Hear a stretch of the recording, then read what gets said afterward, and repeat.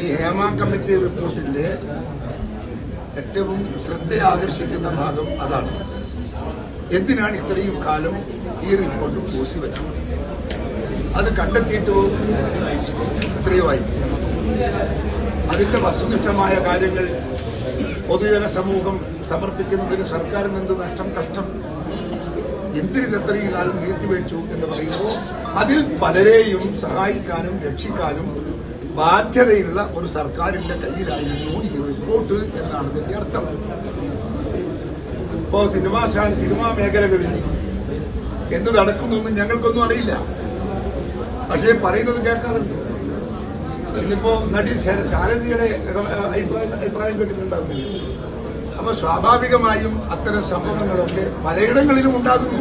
അപ്പൊ സിനിമാ താരങ്ങൾ മാത്രമൊന്നുമല്ല, നമ്മുടെ സമൂഹത്തിന്റെ എല്ലാ ഭാഗങ്ങളിലും ഈ വൃത്തികെട്ട സംഭവങ്ങൾ നടക്കുന്നു എന്നൊരു യാഥാർത്ഥ്യമാണ്.